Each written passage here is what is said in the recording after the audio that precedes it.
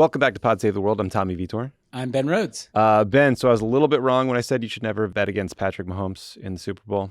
Just a touch off on that prediction. I mean, you were right about it until you were wrong. Then really wrong. I have to say, I was very excited for that game. I hosted some people. I made some wings. I made two kinds of wings. And tried to get my kids. I did like a buffalo and then a honey soy. Which was a smash success. Great choices. But I was trying to get my kids into the game. We're going to watch this great football game. And by the second quarter, it was very evident that this was not going to be a very good game. No, it was a pretty bad game. I mean, my kids will stare at anything that's on the wall and has magic moving pictures, but they could give a shit about the game itself. Well, the humbling things about having kids, too, is that when the ads came on, they didn't really know who the celebrities were. And I'm like, there's Matt Damon, and they have no idea who that is, So that's bleak. I felt kind of old, Yeah. Welcome to middle age. I love those Dunkin' ads. I do feel like we're at a point where we're just putting too many celebrities into ads. You didn't need Jeremy Strong and Drewski and Matt Damon. There's too many people here. And Matthew McConaughey showed up multiple times. So many times. So did I Gronk. mean, when I was a kid, it was like the Bud Bowl and a bunch of guys going, "What's up?" We didn't need all these celebrities. Yeah. I think they got to dial it back. Yeah, every once in a while, you see the tweets where people are talking about late stage capitalism, and I roll my eyes a little bit. But seeing Seal the singer as a digital actual seal singing about Mountain Dew made me want to blow my brains out. If we're being honest, yeah, I was like, I don't know. I'm sorry, I can't unsee that. This experiment might be over. Anyway, I know everyone's here for our Super Bowl takes.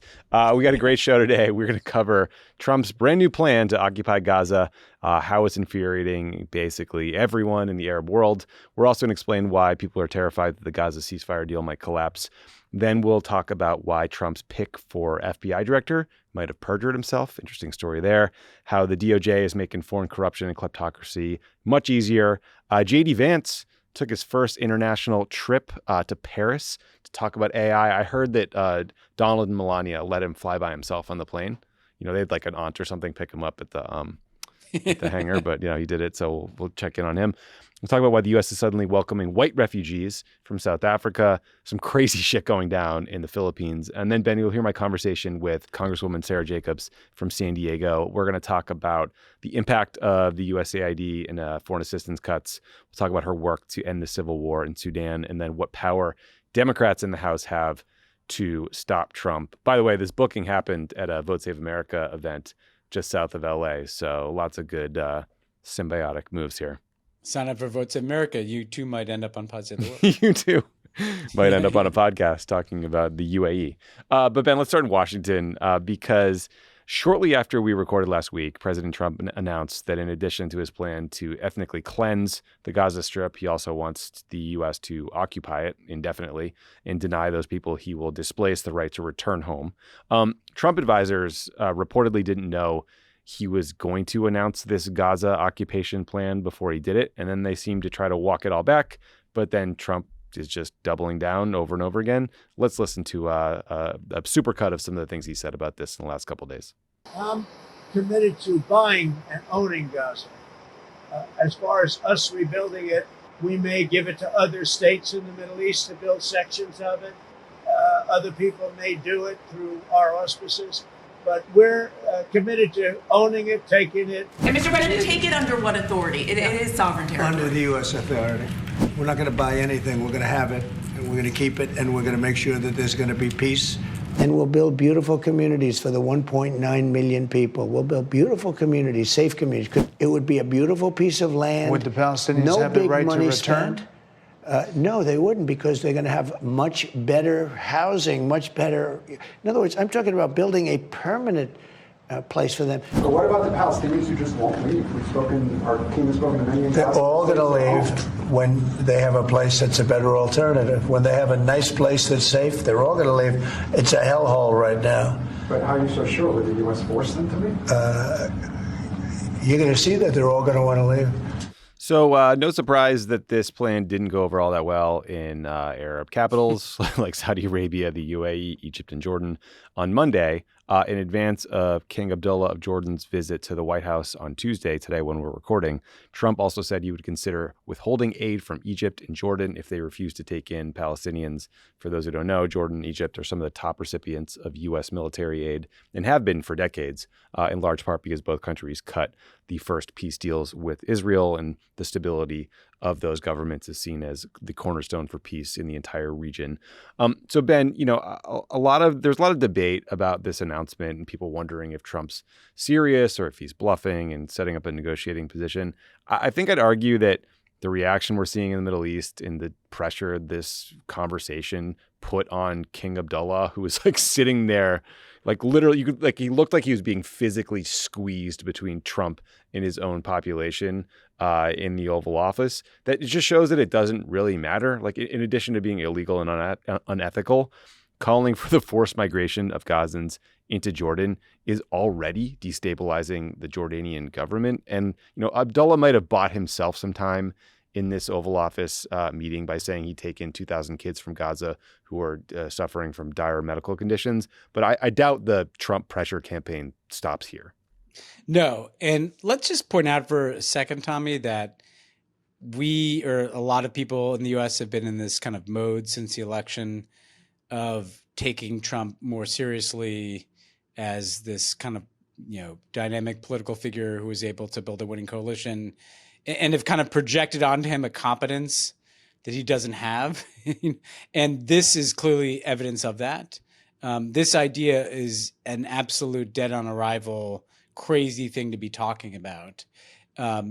It's ethnic cleansing of 2 million people that don't want to leave. It is existential to Jordan and Egypt that don't want to take people in.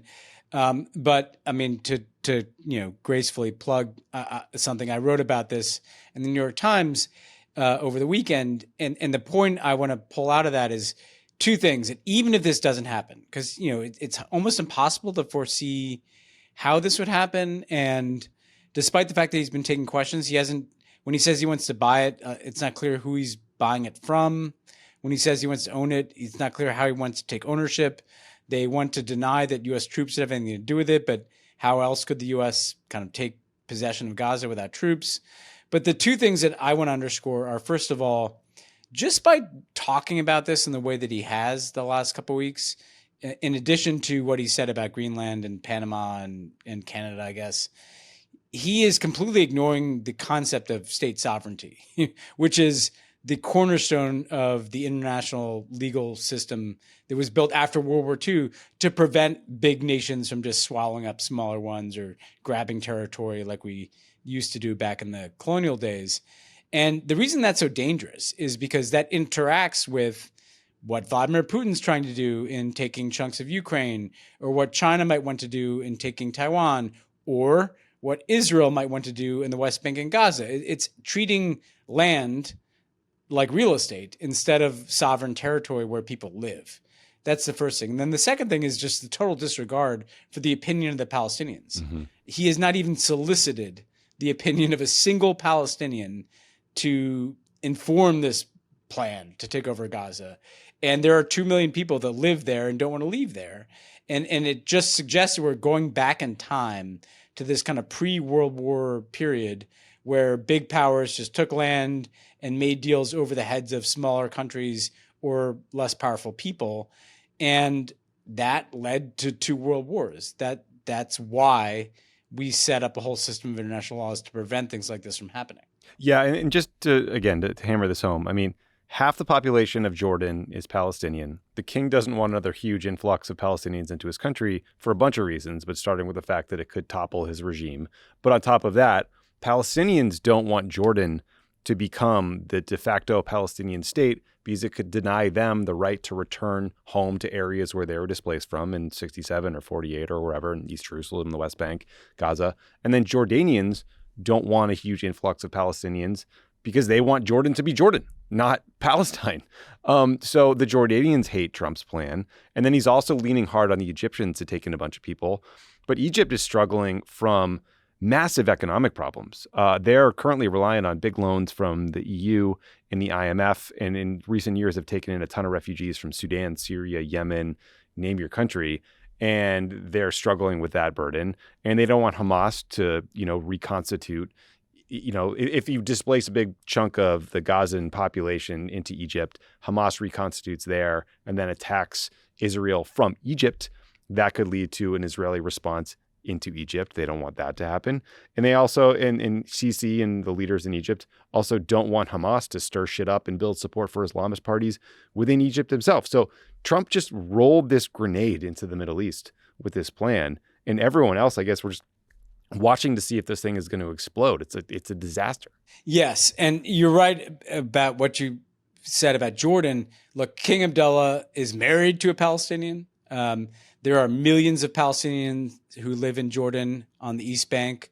And that's often been a source of some tension because of Jordan's peace treaty with Israel.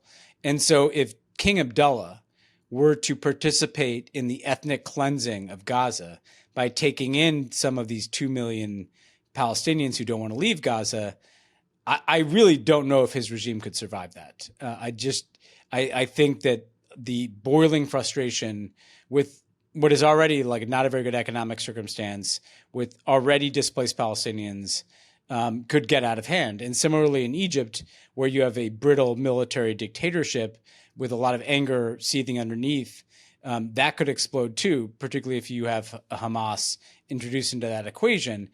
It also is relevant, Tommy, that USAID funds a significant amount of assistance into Jordan that government really relies on. Yeah, that they've already budgeted. Like they already have, yeah. Yeah, and so I guess it could go hand in hand to the Gulf states and ask them to kind of fill this gap that USAID provided. But it's not just money that USAID provides to Jordan, it's expertise. It's help in running certain government programs. That's being yanked away. Trump talks about rebuilding life for Gazans. Guess which agency does that? USAID. And USAID already cannot really fulfill its obligations under the ceasefire agreement, just a short-term ceasefire agreement. When you think about the long-term needs in Gaza to clear rubble, to demobilize and destroy unexploded bombs that are littering Gaza, never mind, temporary housing and then long-term housing. Without USAID, I don't know how that gets done. It doesn't. We talked about demining being one of the things that Rubio cut off at the State Department, cleaning up unexploded bombs. Well, there's no place in the world that needs that more than Gaza right now. So Trump is talking about these things while simultaneously handicapping the part of the government, USAID, that would do them. Yeah, and the Jordanians host multiple U.S. military bases. Abdullah's like, what else do you want from me? But Ben, you mentioned how Trump has not talked to a single Palestinian. We did. We reached out to a Gazan named Shrouk Ayla to ask whether she would actually want to leave the Gaza Strip. Here's what she had to say. If I have the choice to leave Gaza over this decision, I will never. I did not leave Gaza during the genocide. We endured almost 1 year and a half under heavy bombardment and under a killing machine, a non-stopping killing machine, and we choose to stay, not to evacuate Gaza. And I will not do this if I got the choice to evacuate Gaza under the the demands of prisons and traps. Ben, I just want to point out that we played a number of audio clips from Gazans over the last 16 months, and we've never once had one where you could not hear a drone like very audibly in the background. Yeah, that was a very audible drone. And, to her point, I know, Tom, if you saw when the ceasefire first went into effect, these long lines of Gazans kind of returning to their already destroyed homes. Mm-hmm. These are people that do not want to leave. Right. They are absolutely determined to stay where they live because they know if they leave that they're not going to be able to go back. And Trump himself said that. He said no right of return. And some of these families in Gaza, a lot of them were already displaced from other parts of what is now Israel and became refugees in 1948 or 1967. And they don't want to live in Egypt and Jordan in quote unquote modern homes or whatever, Arizona-style subdivision Trump is talking about? I mean, let's be real. He's pretending it's going to be like condos. It's going to be a refugee camp, right? They're going to do it on the cheap. It's going to be like they do everything else. Yeah. And I just wonder, Tommy, where this came from, this idea? Because this is not something that had been floated anywhere else. The Greenland thing has been hanging around. I have no idea where it begs the question, because I don't think this came from, Waltz, the national security advisor, or Marco Rubio, the Secretary of State. Is Trump just kind of coming up with this on the fly? Yeah.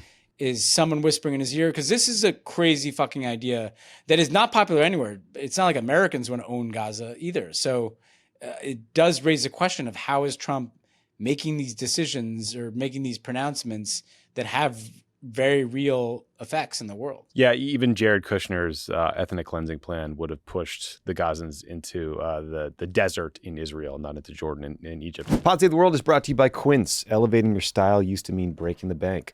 But with Quince, you can get high-end, versatile pieces at prices you can actually afford. Now you can upgrade your style by snagging killer luxury essentials that sync with your vibe and your wallet. Quince has all the must-haves, like Mongolian cashmere crewneck sweaters, iconic 100% leather jackets. You got one of those? In that, yeah.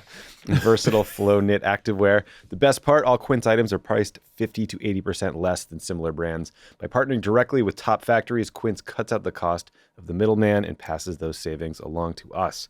Quince only works with factories that use safe, ethical, and responsible manufacturing practices, along with premium fabrics and finishes, and we love that.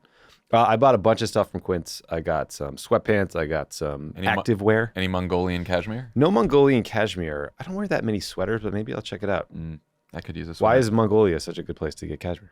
If you don't know. Because they have those steppes and plains and things. But anyway, Quince has got great stuff. It's super cheap and it's high quality, so you will like it. Indulge in affordable luxury. Go to quince.com/world for free shipping on your order and 365-day returns. That's QUINCE.com/world to get free shipping and 365-day returns. Quince.com/world. This show is sponsored by BetterHelp. What are some of your relationship green flags? People that are nice, people that listen, people that don't look over your shoulder while you're talking to find someone else better to talk. I'm just describing things people do in DC, I guess. But yeah, those are green flags. People that are genuinely caring and love their family, and I don't know. But the reason we're talking about green flags is because we often hear about red flags that we should avoid. But what if we focus more on looking for green flags in friends and partners? If you're not sure what they look like, therapy can help you identify green flags and actively practice them in your relationships and embody the green flag energy yourself. Whether you're dating, married, building a friendship, or just working on yourself, it's time to form relationships that love you back. This last decade has been a boon time for therapy. There's a lot of stress in the world, a lot of people on the TV all the time that we don't want to see, a lot of unneeded intra-family conflict about things like politics that we used to not fight about. It's a great time to try therapy. If you haven't tried therapy, I feel like you're missing out because you can only help. You can only make you feel a little bit better. You can only find and access some part of yourself that maybe was closed off because of some bad feelings you might have had. Give it a shot. There's literally no downside to trying therapy. All you can do is help yourself. And BetterHelp will make it easy. It's fully online. They've been making therapy affordable and convenient, serving over 5 million people worldwide. They have a diverse network of more than 30,000 credentialed therapists with a wide range of specialties. Easily switch therapists anytime at no extra cost. Discover your relationship green flags with BetterHelp. Visit betterhelp.com/crookedworld to get 10% off your first month. That's BetterHelp, HELP.com/crookedworld. Ben, I want to get into this bigger motivation point in this section because I think you're getting at something important here. Because, we're in the middle of this ceasefire. As listeners probably know, this is phase one of what is supposed to be 3 phases. Phase one has Hamas releasing 25 living hostages and the bodies of 8 hostages who were killed, while Israel releases 1,500 Palestinian prisoners and they pull back their troops from some population centers. The two sides are about halfway through the agreed upon exchanges. However, Hamas's most recent release of 3 male Israeli hostages was shocking, and it led to outrage across Israel because these men looked like Holocaust survivors. They were so emaciated and sickly. And adding to the horror, these fucking monsters in Hamas forced these men to read prepared speeches thanking their captors. And then one of the men released, Eli Sharabi, returned home to learn that his wife and 2 daughters had been killed by Hamas on October 7th. So it's truly evil. And then at the same time, Hamas said they're going to delay the next hostage release because Israel is preventing Gazans from returning home to northern Gaza. They're targeting people with shelling and gunfire and not letting in certain kinds of humanitarian release. So Hamas is saying, they're not going to continue with the ceasefire agreement because Israel is breaking the terms. There have also been widespread allegations that Palestinian prisoners being held by Israel have been tortured. On top of that, Ben, because he is an arsonist, President Trump decided to weigh in. Let's listen to that. That's Israel's decision, but as far as I'm concerned, if all of the hostages aren't returned by Saturday at 12 o'clock, I think it's an appropriate time. I would say cancel it and all bets are off and let hell break out. I'd say they ought to be returned by 12 o'clock on Saturday, and if they're not returned, all of them, not in drips and drabs, not 2 and 1 and 3 and 4 and 2.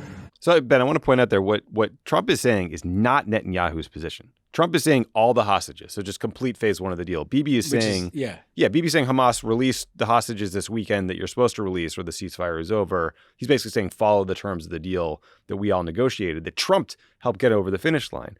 And so like we had said from day one, like the ceasefire deal is very fragile. The Israeli right wing wants to blow it up and resume fighting. Hamas is led by, this band of cruel monsters who seem to be doing whatever they can to, give Bibi a pretext to walk away. And then Trump makes things worse every time he opens his mouth. And so the question I'm wondering, Ben, along the lines of what you're saying is Trump and Steve Witkoff, his Middle East emissary, got this deal over the finish line. They deserve a ton of credit.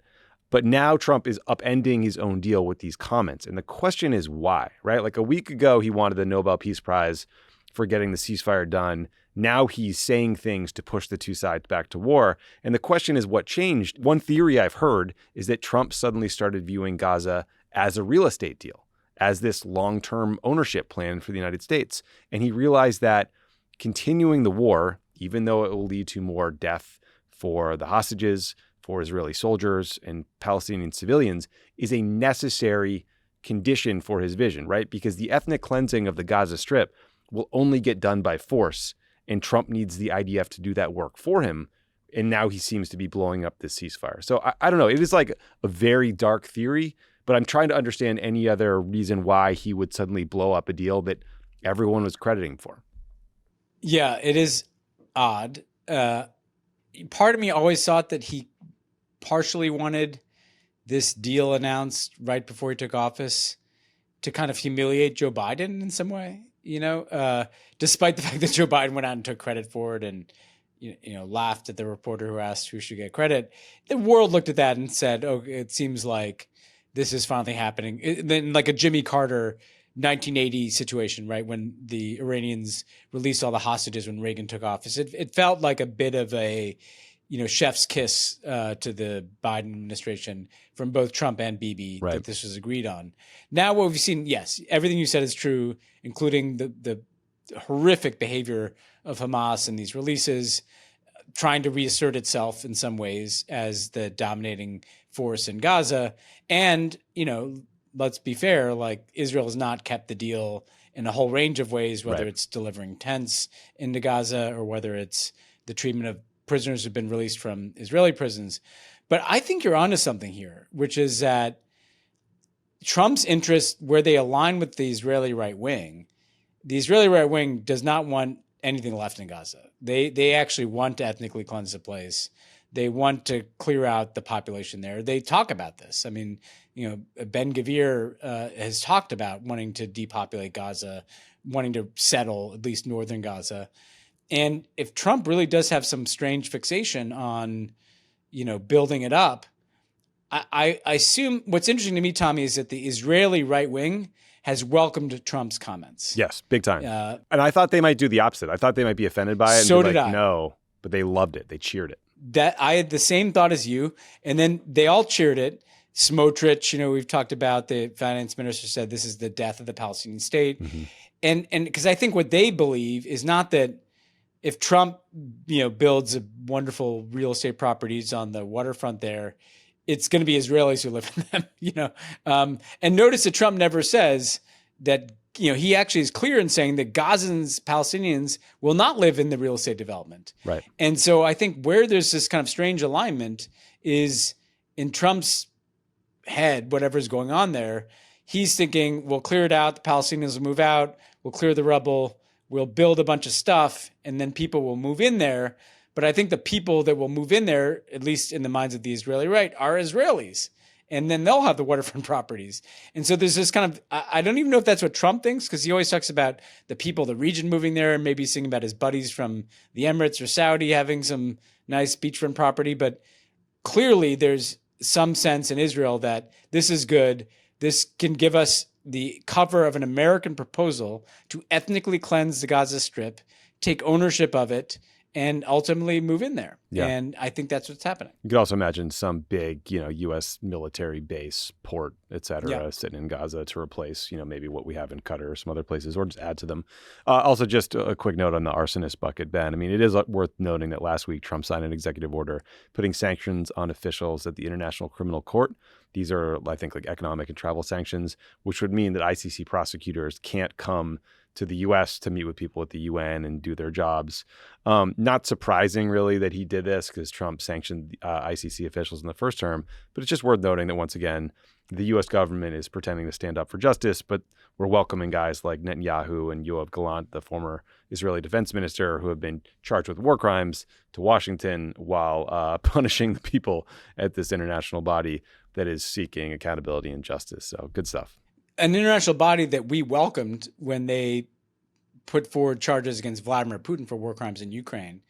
And what's interesting about this is that if you look at the ICC, this is a largely kind of Western created institution, right? European led created institution with U.S. participation. The U.S. never really joined it, obviously.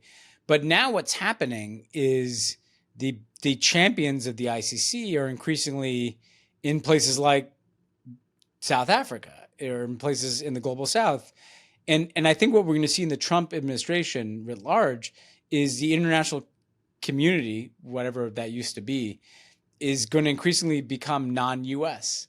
So all these institutions that were kind of created out of the kind of post-World War II system are going to start to have advocates and champions and supporters in the developing world. And the U.S. is going to become the rogue nation that is outside of international law. And that's going to happen, obviously, on trade, like we've talked about, as countries that are getting tired of getting tariffed by the U.S. start to align with China. So there's a cost. Obviously, we've lost the moral high ground. When you're sanctioning the ICC and welcoming, Netanyahu and Gallant, who've been charged with war crimes, to Washington, you have no moral high ground anymore. It's gone. It's over. We're not even pretending to be hypocrites anymore. We're just fully owning being the people that are arsonists. But I think what you'll see is that actually the center of gravity on issues of international law and international cooperation are going to move from Washington and in some cases even Europe to other parts of the world. Good stuff, everybody. Okay, here we'll do some updates on Trump's foreign policy team. So the Senate took a procedural vote to advance Tulsi Gabbard's nomination to be Director of National Intelligence. I think she got 52 votes, so that seems like a done deal, and it sucks. However, Ben, Kash Patel, the nominee to Trump's nominee to be the next FBI director, may have hit a little turbulence. We'll see. First of all, there's just been a bunch of reporting about Kash Patel's bizarre employment history.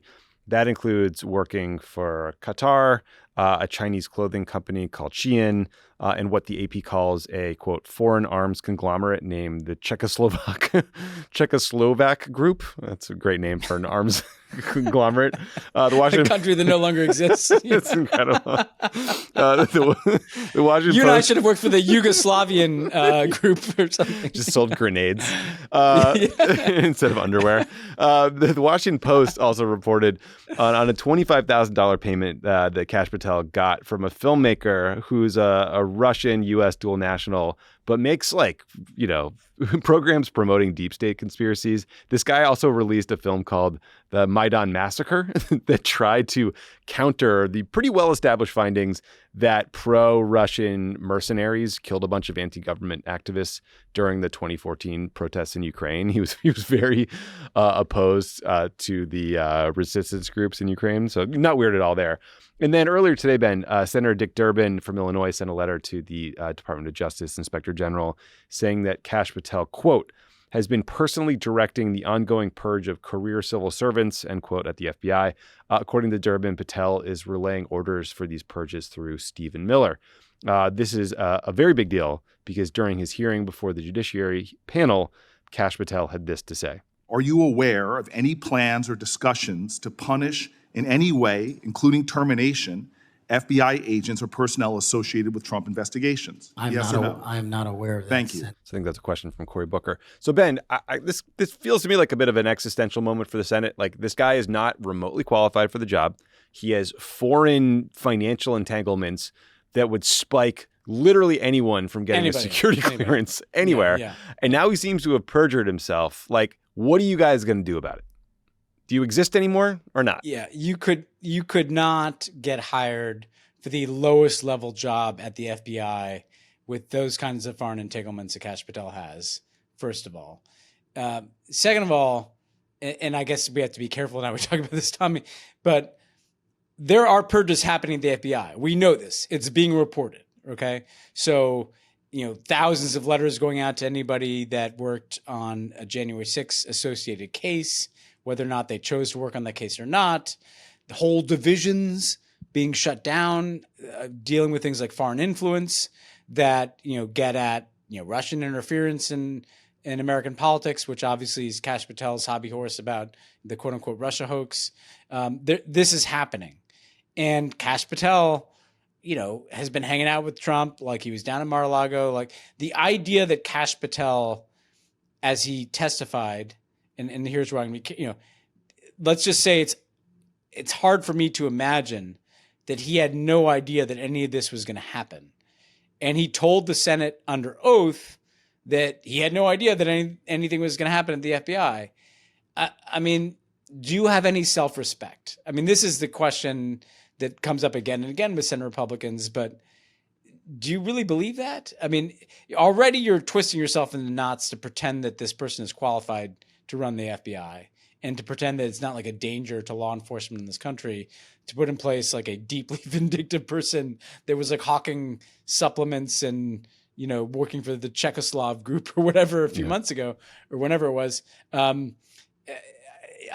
This is a huge warning sign because, as Durbin said in his letter, which again, all the letter isn't like remarkable information. This is all happening before our eyes, this kind of purge mentality at the FBI.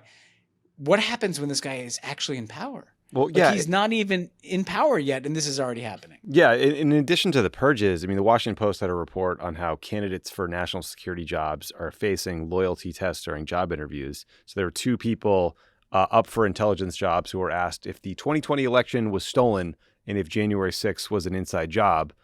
They both said no to those questions and were not hired. And also, according to the Post over at the FBI, the loyalty questions include, quote, who were the real patriots on January 6th? Who won the 2020 election? Who was your real boss? So, this shouldn't surprise us because this kind of like ideological vetting was a core part of the Project 2025 project, but it's pretty goddamn worrisome. I just like, I don't know. It's just, we read the craziest shit every single day and no one seems to do anything about it. And I don't do a lot of media criticism in this age, but there is this kind of weird thing like Kash Patel is somehow qualified because he worked in law enforcement. This is not in any way normal. And the one thing I'd add, Tommy, is I was actually talking to somebody who works at the FBI, not in a deep state way, just like, and the point that this person was making is that the FBI workforce is probably, if not the most conservative in the government, like pretty close to it. No doubt. Like they're not. This is not the let's be honest. It's not USAID. I guess they're exactly or CFPB, right? Consumer Financial Protection Bureau or USAID. I never asked those people how they voted. They probably, are more Democrat than Republican. The FBI, like when we were in office, we were not winning any elections in the FBI. We were getting blown out in the FBI. And maybe some people in the FBI have suggested that the headquarters, the DC office skews a little bit more liberal, but not that much. I mean, guess. Not a lot of pronouns and email signatures over there either. There's not a lot of pronouns, email signatures. So they're purging like right-wing people. That's what's so deep about this purge. Yeah. Like Mitt Romney. It's not enough to be right-wing. You have to be a complete Kool-Aid drinking loyalist. And that's what's so scary. It's not actually ideology, left, right. It is just Trump. That's what this is all about. Yeah, and like they're also stripping away security clearances from former Biden officials, even Joe Biden himself. And I'll be honest, I don't really give a shit. But in practice, it does mean that like if you're a national security advisor, you can't call in Jake Sullivan, your predecessor, and ask him about a covert action program that started during the Biden administration, or call Tony Blinken about a set of negotiations that occurred with, some foreign country when he was in power. So it's just like you're hurting yourself here. It's fucking stupid. And the thing about the security clearances and the purges is, how do you come back from this?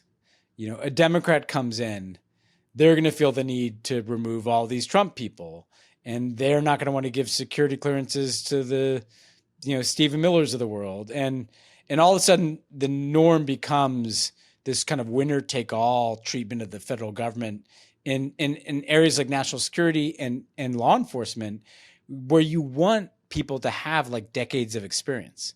Like it's much better to have FBI agents who've been on the job for 15 years than like it turns over every 4 years.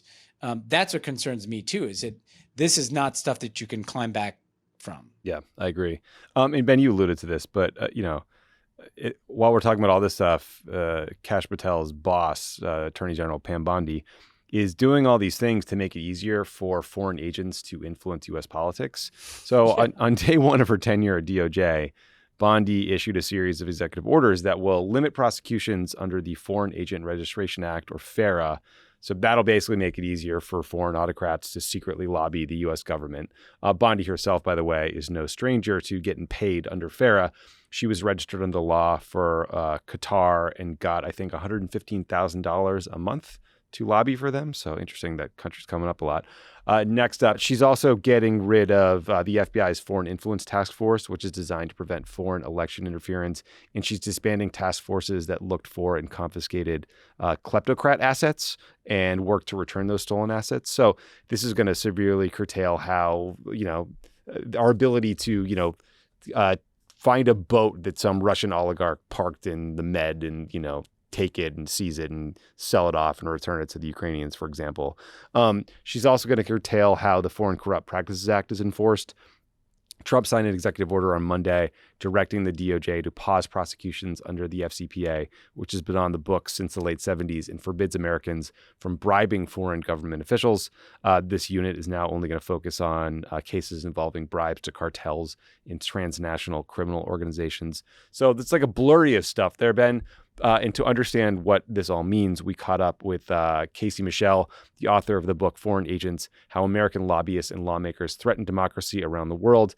And he's also the director of the Combating Kleptocracy program at the Human Rights Foundation. We had him on the show last fall. Great interview. Check it out. But here's a clip from him. As far as I can tell, this was the single worst day in terms of the broader history of American anti-corruption efforts.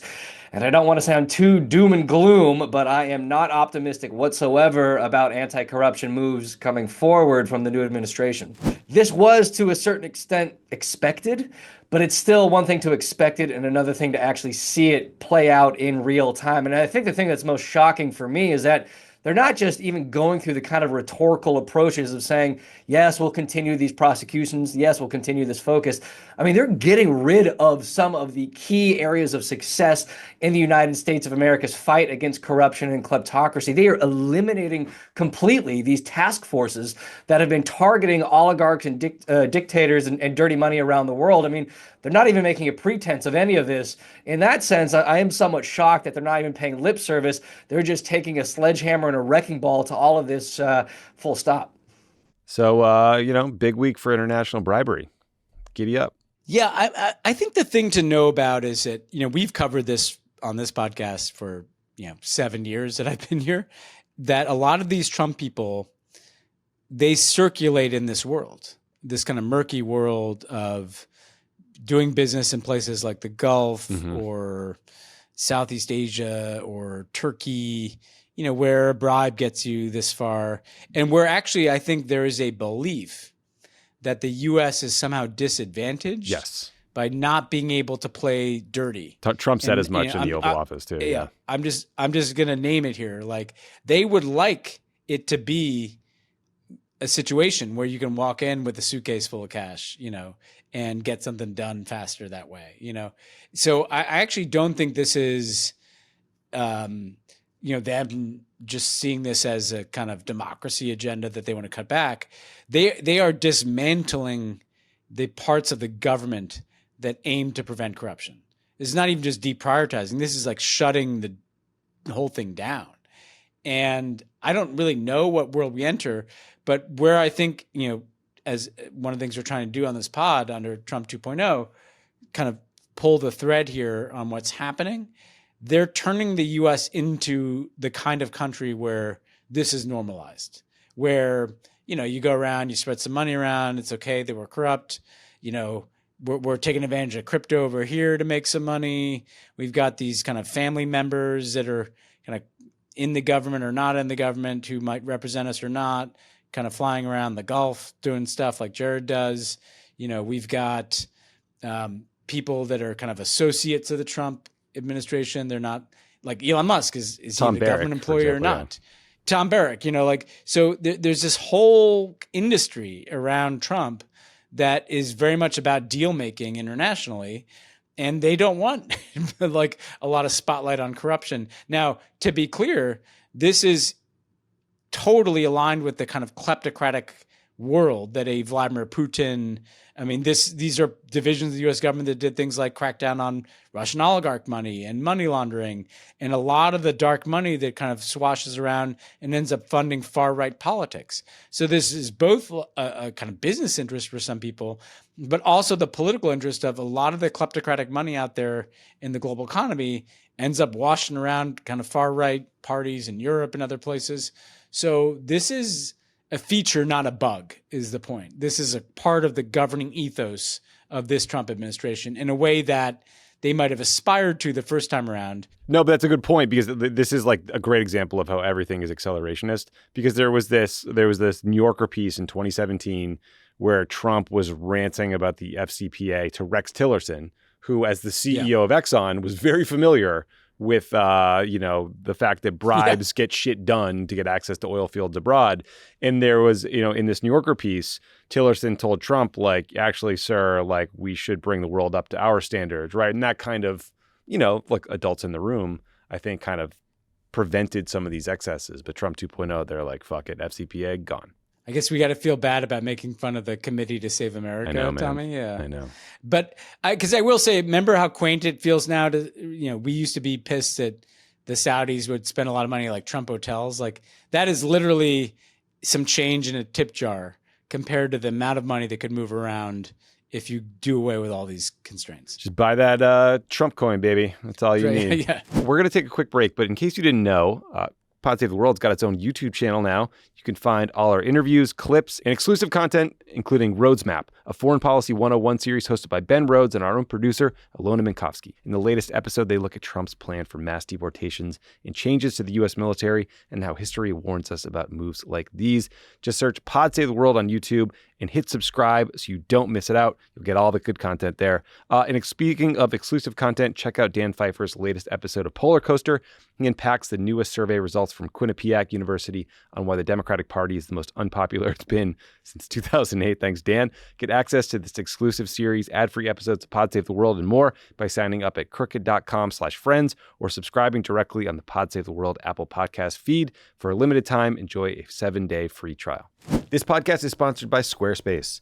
Squarespace is the all-in-one website platform for entrepreneurs to stand out and succeed online. Whether you're just starting out or managing a growing brand, Squarespace makes it easy to create a beautiful website, engage with your audience, and sell anything from products to content to time. All in one place, all on your own terms. Introducing Design Intelligence from Squarespace, combining 2 decades of industry-leading design expertise with cutting-edge AI technology to unlock your strongest creative potential. Design Intelligence empowers anyone to build a beautiful, more personalized website tailored to their unique needs and craft a bespoke digital identity to use across one's entire online presence. I assume that just means catfishing. Yes, that's what it means. It's like kind of a Mate Teo thing. Start a fully custom on-brand website with Squarespace's latest AI-enhanced website builder, Blueprint AI. After a few questions, our interactive design system transforms basic information about your brand or business into an elevated online presence with curated premium quality content automatically added and matched to your profile and aesthetic. Squarespace makes it easy to sell access on your website like online courses, vlogs, videos, and membership Earn recurring revenue by getting up your content behind a paywall. Simply set the price and choose whether to charge one-time fee or subscription for access. Upload video content, organize your video library, and showcase your content on beautiful video pages. You can even sell access to your video library by adding a paywall to your content. Head to squarespace.com for a free trial. When you're ready to launch, go to squarespace.com/world to save 10% off your first purchase of a website or domain. That's squarespace.com/world.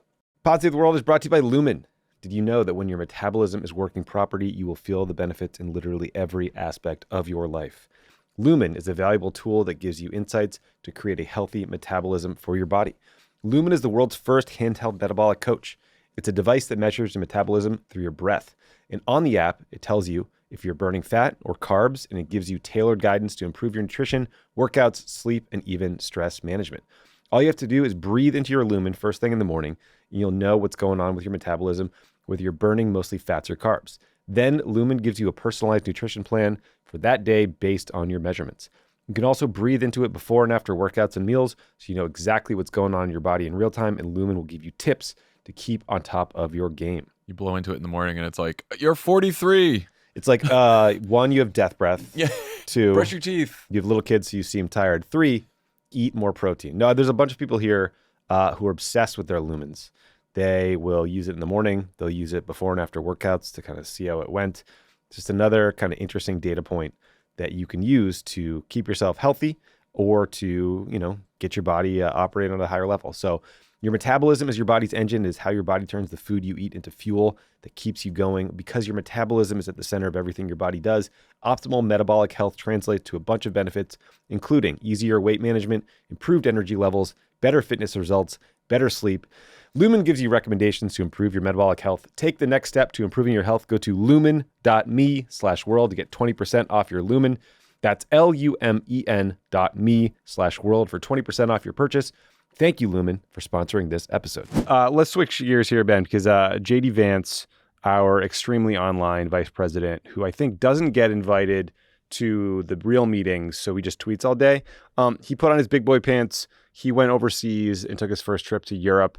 There, JD gave his first international speech since becoming vice president at an AI summit in France that included a bunch of European leaders, Canadian Prime Minister Justin Trudeau, Indian Prime Minister Narendra Modi, and some tech leaders.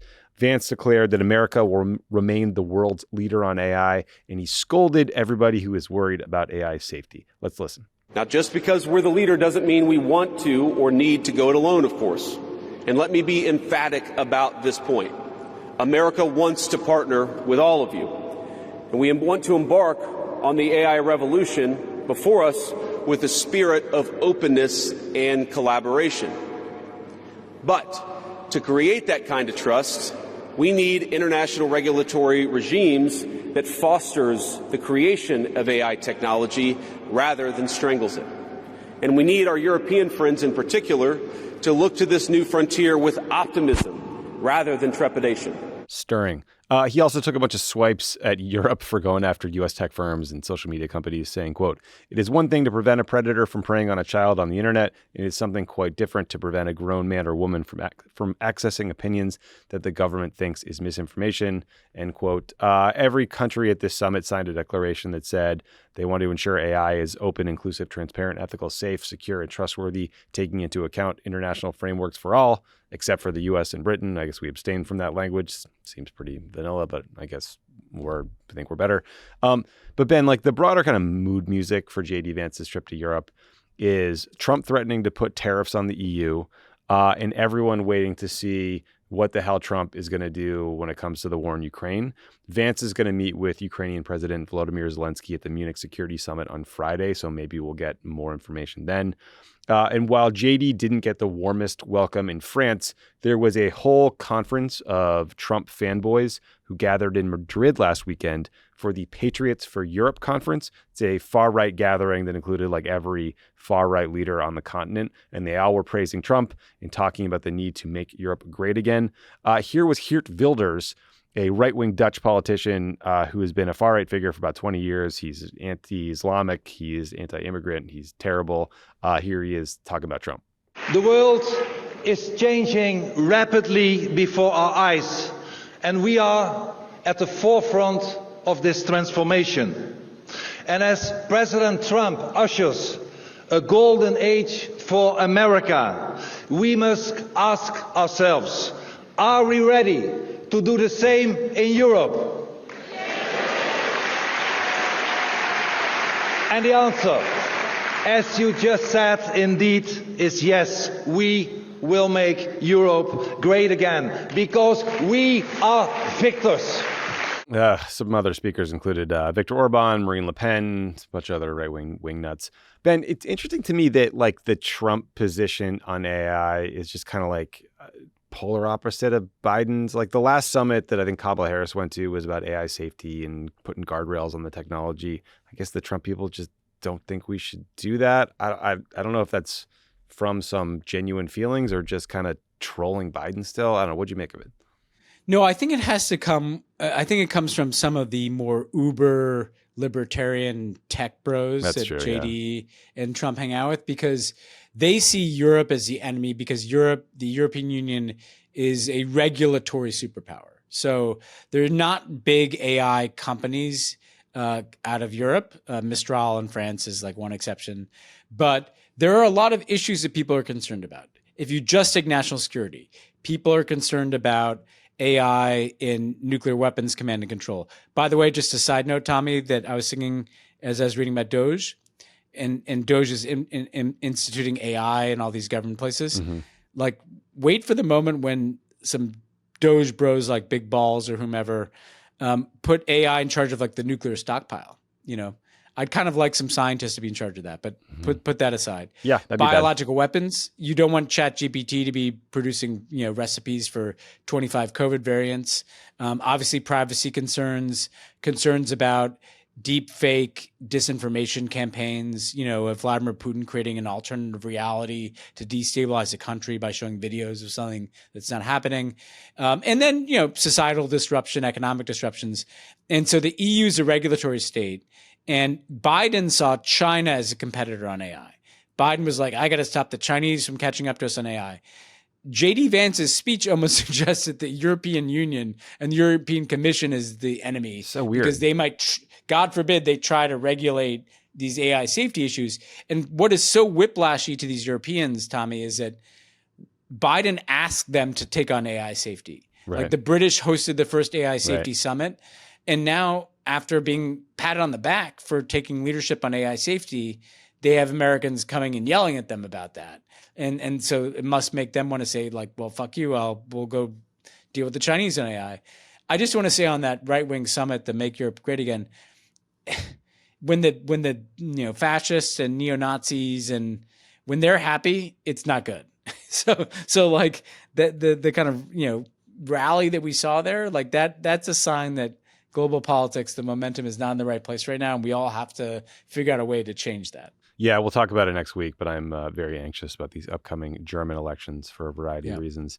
All right, we got a couple more things we'll move faster through. So last week, Ben, President Trump signed an executive order cutting off foreign aid to South Africa, but the EO also offered to resettle white South Africans who are, quote, victims of unjust racial discrimination, end quote, as refugees in America.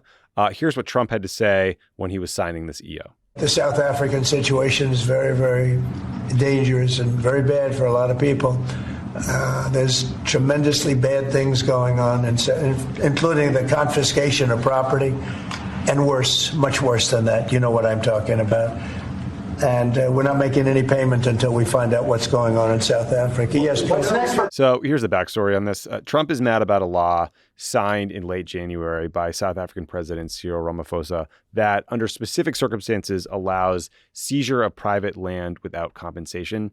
South Africa's land ownership is wildly inequitable due to lingering effects of apartheid. White South Africans make up just 7% of the country, but own 72% of private farmland. As the New York Times pointed out, this law has a bunch of checks and balances to guard against abuse, and the most likely case scenario is that it would be used to seize land that was not being used.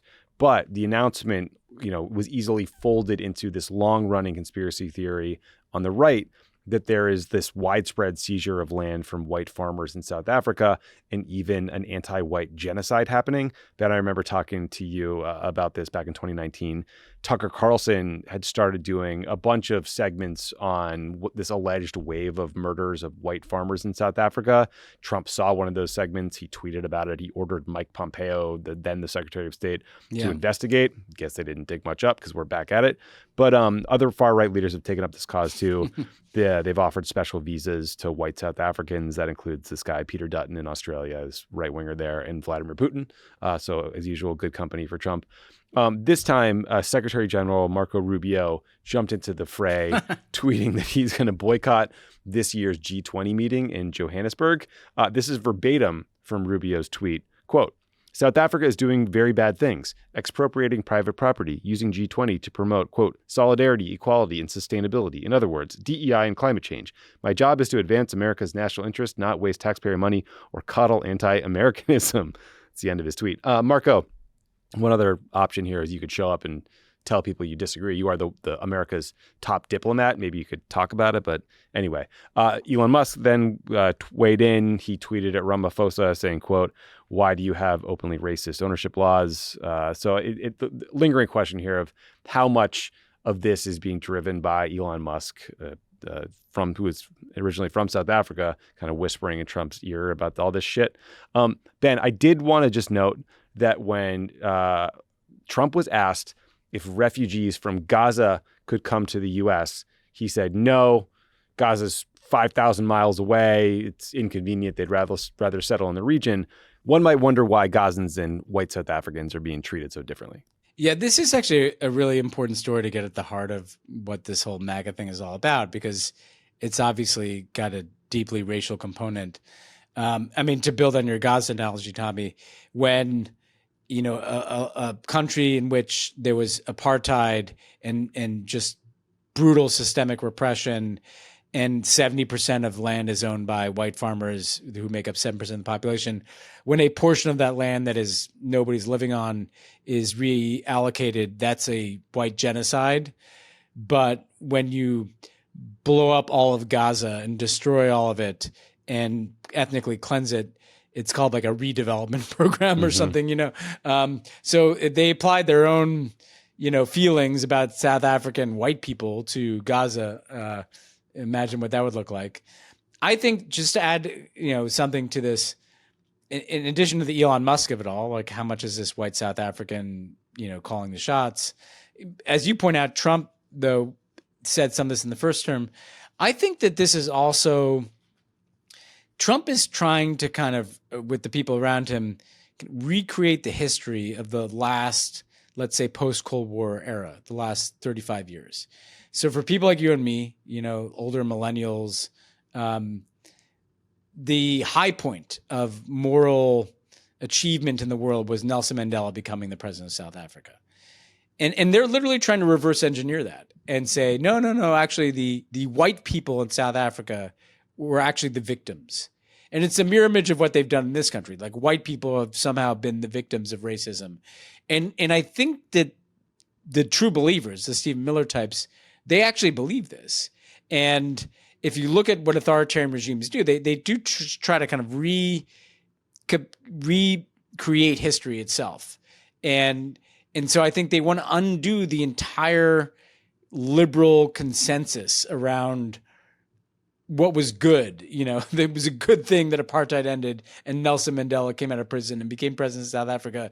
Like they'll probably be pulling like Invictus off of shelves, like we can't watch that Matt Damon movie anymore, Sorry, Matt. But I know I'm making light of it, but it's a serious point. Like they're hyper focused in the same way that people on the left and liberals have focused on South Africa as like a morality play in a good way.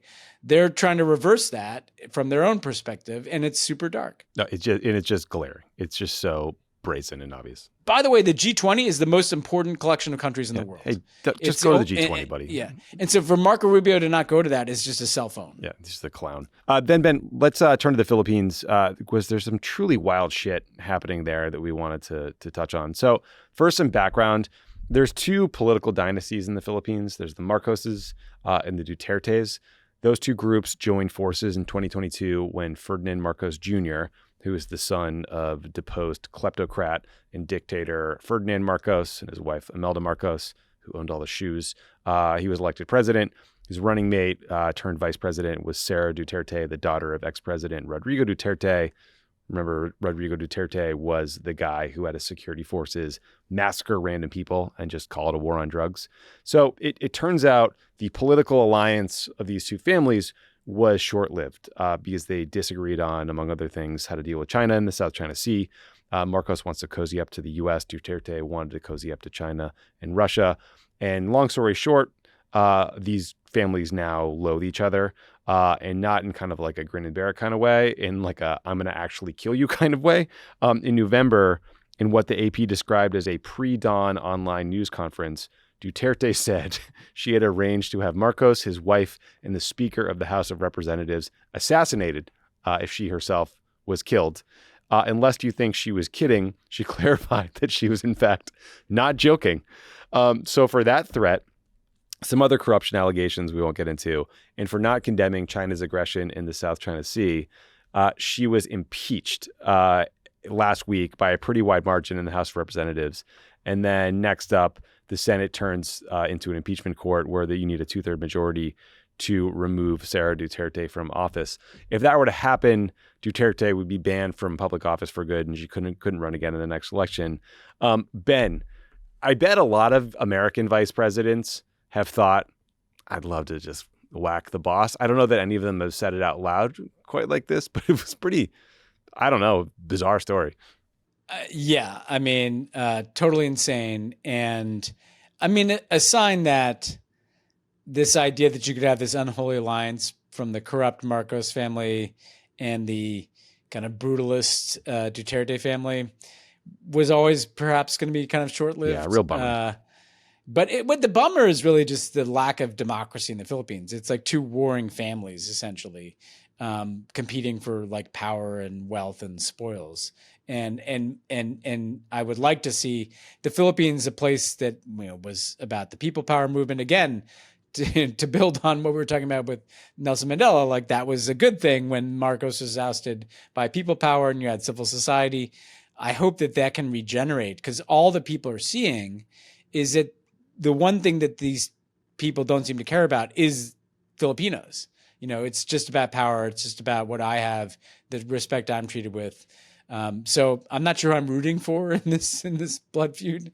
But I guess from the U.S. perspective of like the narrow foreign policy interests, Marcos is more aligned than Duterte's. But this is it's hard to figure out whose side you're on here. Yeah, it's a good point. I guess we're just rooting for new leadership, period. New leadership would be nice. That's what I'm rooting for. Some fresh blood. And then finally, Ben, don't you hate it when you randomly uncover 2,400 files related to a 61-year-old case that traumatized an entire nation and fueled conspiracy theories in one very good Oliver Stone movie for decades? I know I do. But apparently in prepping for Donald Trump's executive order to release files related to the JFK assassination, the FBI dug up a couple thousand old files that they just kind of lost in the shuffle. It is unclear what these files contain and if they'll change anything about our understanding of JFK's assassination. But all the records related to this assassination are supposed to be in the National Archives, and there's a lot of them already there, like 5 million. So 3,000 have not been released. If it all goes according to Trump's executive order, we will be able to see those files on March 9th. I think, past excuses we've heard from administrations were the remaining declassified files, included names of people who are still living, for example, and that's why maybe they weren't releasing them. But I don't know. I'm glad they're getting this out. It's crazy that the FBI just found 2,400 files that they just had misplaced, I guess, about the JFK assassination. Yeah, it doesn't exactly put the conspiracy theories to rest. Sure doesn't. I mean, if I have to give Mr. Trump credit for one thing, it's that his approaching of the presidency as like fantasy camp is usually horrible, because it's usually like, I would like my own generals and I'd like my own FBI. But the one place where I kind of respect it is it's like, I want to know who really killed JFK. Same. I kind of wish we'd done this. People always ask me, did you get the briefing on who killed Kennedy? Did you get the briefing on the aliens? And I'm kind of embarrassed to say I actually never thought we could ask for that. I mean, even if you ask, doesn't mean they're going to give you shit. That's where the deep state's got some power. They don't have to tell you what they don't want to tell you. And the Kennedy thing is the root of the whole idea of a deep state, right? I mean, I don't know, man. I don't believe the Warren Commission, I'm not saying I believe the full Oliver Stone version either, but you just get a sense that we were not told the whole truth here. So I do hope this gets out. Maybe that's one good thing that could come out of the Trump presidency. Yeah, I do. I want him to release these documents. I think he should also release all the Epstein files. Interesting that Mr. Trump has not released those yet. Maybe Mr. Trump could release those as well. Yeah. Yeah. Okay. We're going to take a quick break. When we come back, we will solve the JFK assassination mystery, and you'll hear my interview with Congresswoman Sara Jacobs. We're going to talk about USAID in Africa, so stick around for that. Our guest today is Congresswoman Sara Jacobs from the great state of California. She's a member of the House Foreign Affairs Committee and the Subcommittee on Africa and the Subcommittee on Global Health, Human Rights, and International Organizations. So some real timely expertise there. Thank you so much for joining the show. Yeah, thanks for having me. So as we've talked about on the show, and as you know better than anyone, the Trump administration has spent the last few weeks just gutting the United States Agency for International Development, or USAID, gutting foreign aid. It is going to have a disproportionately large impact on a bunch of countries in Africa, like South Sudan, Somalia, the Congo, et cetera. What are you hearing from people on the ground about the impact these aid, they call them a freeze, but I think we all should assume that they're permanent cuts, are already having?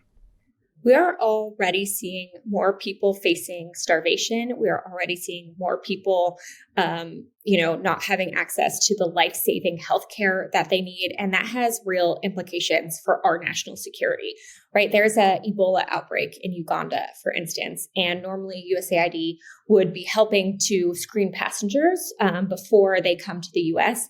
But because of the funding freeze, they haven't been able to do that.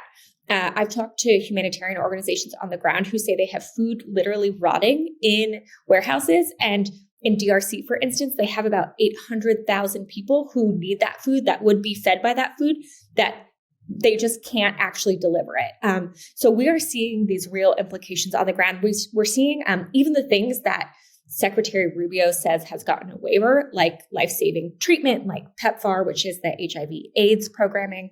What we're hearing from folks on the ground is that because the payment system still doesn't work, they are actually, the waivers are basically fake, and that people are not getting their life-saving HIV treatment.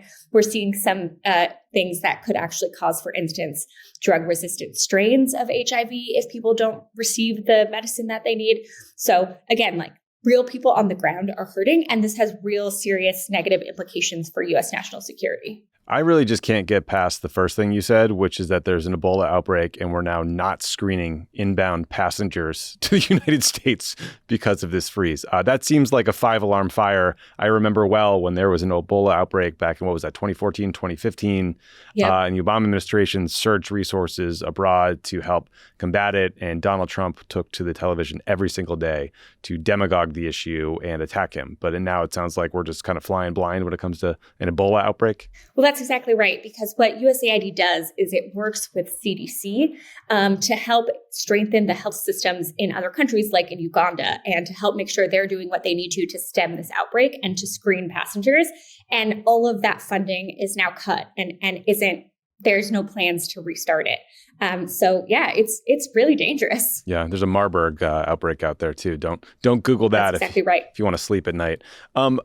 You mentioned PEPFAR, this wildly successful bipartisan HIV/AIDS treatment program created by President Bush. I don't think arguably the best thing he did as president, probably period.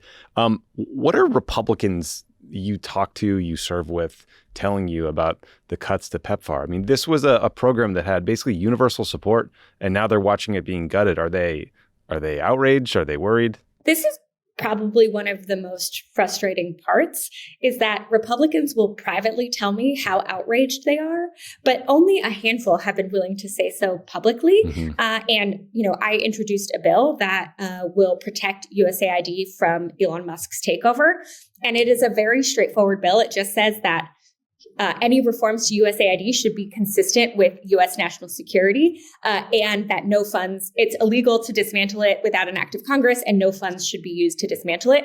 If I had introduced this bill in December, it would have been had broad bipartisan support. It would have passed with flying colors. And now we haven't been able to get a single Republican to sign on.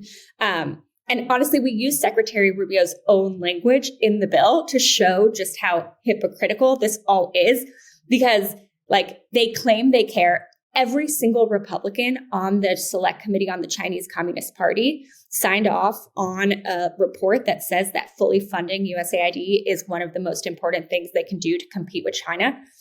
And every single one of those Republicans now is silent. Yeah, it is infuriating. Yeah, you can look through Marco Rubio's old tweets where he was singing USAID's praises, and now he's gutting it. The Wall Street Journal had a recent report on how the aid freeze could hamper effort to prevent cartels from trafficking drugs into the U.S. For example, in Colombia, they reported on how there's 18 Black Hawk helicopters provided by the U.S. to use for anti-narcotics missions. And these helicopters are now grounded because Trump, through this foreign aid cut off their fuel and cut off their maintenance. You represent San Diego, which is right on the border with Mexico. I know combating drug trafficking and cartels is a huge focus in your area. I mean, do you think, does Rubio and other leaders in the DEA not realize that this broad-based freeze is going to hurt their efforts to target these cartels, who I believe we just declared terrorists? Well, I think what we're seeing is that Secretary Rubio had no idea the real ramifications of this. And I think it's clear that my colleagues on the other side of the aisle don't really understand how foreign assistance works. And we know that because Nancy Mace challenged me to get ready with me video about it. And I was happy to explain how this prevents terrorism. But the fact of the matter is, foreign assistance is more than just the important life-saving healthcare. It's more than just economic development. A lot of this is the very kind of support we give other governments to literally do the security things we need them to do to keep us safe. So, for instance, foreign military sales, for instance, support for international narcotics and law enforcement training and support to other countries. These are all things that have been cut along with this foreign assistance freeze. And I think what we're seeing is actually that the Trump administration wants to treat the cartels and the fentanyl issue as a military issue. That's why he did the FTO designation. Mm-hmm. But that's actually the opposite of what we need. Tommy, as I know, when you do these FTO designations in other countries, a lot of the impact is actually that it makes it harder for nonprofit groups to work with the affected community because they're so worried about, potentially having law enforcement. And these nonprofits are who help us with migrant flows and help provide services so migrants don't need to fall into the cartel. But also we've seen in Iraq and Afghanistan and other places that a military first approach to this kind of problem doesn't work. And the last thing we need is an Afghanistan on our southern border, 20 minutes from San Diego, where I represent. Yeah, 20 years of failed policy is a good what not to do list there. By the way, she challenged you to a get ready with me video on terrorism. What? Yes. What does that even mean? She asked me to do a get ready with me video to explain why I support terrorism when I tweeted in support of USAID. Okay. And so I did one explaining to her how USAID actually prevents terrorism, which is, a big part of what it does, providing economic development and governance and all these other things that help make sure people don't actually get recruited into terrorist groups. Man, serving in the house is wild. I hope you have all your vaccinations because shit's getting weird out there. Okay, you're a member of the subcommittee on Africa. You, I think, very admirably have put a lot of focus and work into ending the civil war in Sudan. A lot of experts you talk to say that, key to ending the war is cutting off support to the RSF, which is this main rebel group fighting the Sudanese military, is cutting off support from the UAE, the United Arab Emirates. Can you talk about how the U.S. can help do that and what role you think the UAE is currently playing in this conflict? Yeah, so Sudan is currently the largest humanitarian crisis in the world, the largest displacement crisis in the world. We're seeing famine in lots of parts and famine-like conditions in other parts of Sudan. I, last year, went to visit the Chad-Sudanese border and met with Sudanese refugees. And, I worked at the UN before I came to Congress. I've been to my fair share of refugee camps and meeting with refugees. I've never seen people so traumatized. These were kids who wouldn't even engage at all. Normally, when you go to a refugee camp, the kids want to come up and ask if you have candy. Like they would not even look at us. And a lot of these people were telling us that they survived the genocide in Darfur in the 2000s, which I know a lot of our generation is familiar with. But now they're leaving and never want to go back. And so this is a real issue. And what we're seeing is that the UAE is funding and providing weapons to RSF, who is committing genocide and crimes against humanity. There's lots of documented evidence of them bringing cargo planes into Eastern Chad, for instance. Now they're diversifying their network to be able to bring in from places like Uganda, South Sudan, Libya. And this is like, to me, such a difficult thing because the US is the number one provider of weapons to the UAE. Right, yeah. We are who they buy their weapons from. So there is a very high likelihood that the weapons they are giving to the RSF originated in the United States, and therefore we are complicit in this. And so what I'm working to do, and I have a bill that would do this, is say we should not sell any more weapons to the UAE until we can certify that they are no longer supporting and arming the RSF.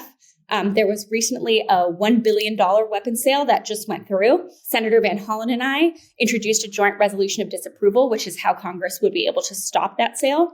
The Biden administration decided to accept fake assurances from the UAE that they weren't doing this, despite, again, evidence by our own intelligence community that they, in fact, never stopped funding and arming the RSF. And so we will reintroduce one another time an arms sale comes through to Congress. Yeah, that's a really important point, I think, about the degree to which the U.S. is providing the weapons that the UAE then provides to the RSF. I mean, the Abraham Accords agreement that the Trump administration cut between, the UAE and Israel was basically just a huge arms sales deal to the UAE. And so we're giving them some very advanced stuff.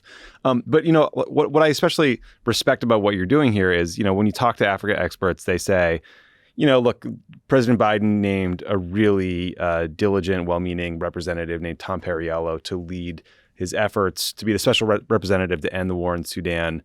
But when Tom would go into meetings with the UAE, they knew that President Biden had a lot of priorities ahead of, cutting off arms sales to the RSF. And it just wasn't seen as a priority for the administration.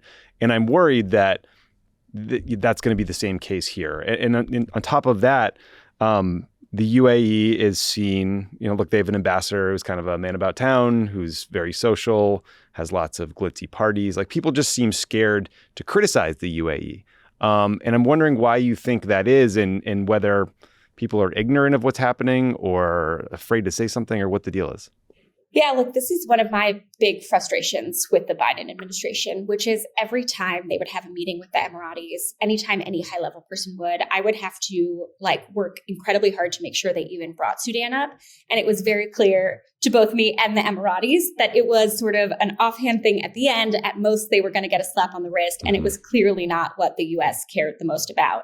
And I think, obviously there are other things going on in the region. We wanted, the Biden administration wanted the UAE's help with Israel and Gaza and what's going on there. I do think there is a real fear of, the scale and scope of Emirati sort of influence and money. We see that with the Trump folks, right? Donald Trump himself has financial interests in both the UAE and Saudi. So it will be interesting to see what he does. I don't know which side he's going to take. But I think it's a real indictment on us as a country that there's a place, the biggest humanitarian crisis in the world with 14 million people, who are displaced and many more experiencing famine-like conditions. This should be a priority, and it shouldn't just be about who's willing to sign a trade agreement with Israel.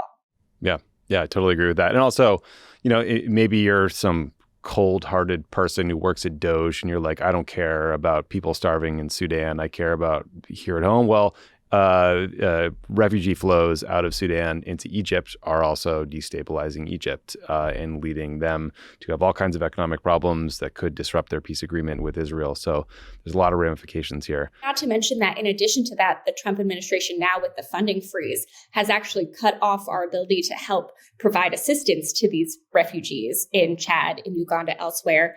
And I remember I was there right before we passed the supplemental, and they were telling me they had about a month's left worth of food to feed the people in those refugee camps that literally had nowhere else to turn. And we're in the same situation now. I mean, these people rely on assistance. They're fleeing a literal genocide. And we've cut off all assistance. And there's just no one who can fill that gap. I mean, the private, NGOs will try to raise money. You're seeing panicked emails from the IRC, for example, and other groups that are like doing the Lord's work. But there's just no way to fill that gap. Yeah, it's a really bad situation. It's dark. A lot of Democrats, not in Congress, just sort of like voters out there are really angry about these cuts to USAID. We want to see elected officials fight them. But obviously, you're in the minority in the House. You have limited power when it comes to day-to-day business. But that can change around major spending bills when the math gets really tough for Speaker Johnson. What points of leverage do you think Democrats will have? And how do you think we should use them? It's a really good question. So I think Democrats have sort of a multi-pronged approach. So first of all, because we're in the minority, we don't have standing to sue. So we need to work with outside groups to do litigation, but we are working on efforts on how we can support from here the litigation efforts that are ongoing. And there are now 3 litigation efforts, and we've seen they've been successful with the freeze on the administrative leave for USAID employees, for instance. The second is oversight, right? Like members of Congress have been showing up to USAID to figure out what is going on, to ask questions. We have a hearing this week on USAID in the Foreign Affairs Committee, where we will be, trying to figure out what's going on. And then last, we have legislative. So I've introduced a bill that would, again, say that it is existing law that it is illegal to dismantle USAID, using Secretary Rubio's own language about the importance of USAID and how reform should be done, and then saying that no government funding can be used to dismantle it. Again, if I had introduced this in December, it would have had broad bipartisan support. So I think making sure we are targeting the Republicans who have historically been supportive of foreign assistance at PEPFAR and getting them on the record, trying to get them to sign on to this bill is an important thing that we all need to be doing, because if they care about foreign assistance, like they say they do, this is a great way to make sure we are doing the reforms that are clearly necessary. But that's different than what's happening right now, which is the dismantling it. And, we call it the Protect U.S. National Security Act. And that's intentional. It's because this really is about our national security. But then we also have these leverage points in terms of the government funding deadline on March 14th, in terms of what else they might need our votes for. And it will be interesting to see, because the government funding bills are what fund USAID, right? There's a whole state and foreign operations subcommittee of the appropriations committee that basically just does the state and USAID budgets. If they try and do a budget, a continuing resolution that doesn't include any funding for USAID, I'm hard pressed to see how they will get Democratic votes. Obviously, Leader Jeffries is trying to negotiate the best deal possible for the American people when it comes to these spending bills. But I think we all feel that we need some sort of agreement that whatever we are able to pass will actually be implemented by the executive branch. Yeah. I mean, I think the other sort of worst case scenario that a lot of people are worried about, myself included, is, one of these judges or courts blocking Trump and Elon's efforts to gut and name your agency, and Trump just ignoring it. I mean, do you think that we're in a constitutional crisis? I think that's a very real fear. I will say so far, for the most part, I don't want to give them too much credit, but for the most part, we are seeing them abide by them. For instance, they sent an email out to all USAID employees, taking them off of administrative leave. Now, there's still difficulties because they've still turned off the payment systems, and they still don't have access to all of the computer systems, all of these things. But, I think for the most part, we're seeing that hold. But I think that is exactly the fear we all should have. And when I talk to my Republican colleagues, that is what they say will be their red line. We'll see if any of them grow a spine. But I think that's also where public pressure really comes in, because we've seen that public pressure is the only thing at the end of the day that will really get Trump to change course. Yeah, I totally agree with you. I mean, look, I think people have been kind of shell-shocked at Trump 2.0. There hasn't been the kind of direct action we saw the first time around. But boy, if he ignores an order from a court or the Supreme Court, I think that's when you need millions and millions of people taken to the streets and showing that we're not cool with that. Exactly right. Congresswoman Jacobs, thank you so much for caring about these issues and for joining the show. I really appreciate it. Thank you so much for having me and for talking about them. Thanks again to Congresswoman Jacobs for joining the show. And Ben, you cruising over to Munich soon? Yeah, I'm going to see, I'll be there with JD Vance and Zelensky. Well, I won't be you three physically in the meeting, but I will be at the Munich Security Conference. I will be probably one of the very few Democrats in attendance at the Munich Security Conference. So I'm looking forward to the kind of looks I get in the lobby of the Bonderhof Hotel in Munich or whatever it is, where everything where all the shit goes down. It'll be interesting. Yeah, there's some like military attaches. Like, it smells like sulfur. It's one of the Rhodes guy. Pod saved the world. Oh God. Oh, well, have fun. No, but I always get people like come up to me, and if it's a Trump year, it's kind of under their breath like, I'm a worldo. So there's like worldos there that they just can't be out and proud about it. Well, tell them thanks for the downloads and see you in 4 years, hopefully. Yeah, see you in a few years. All right, buddy. Safe travels.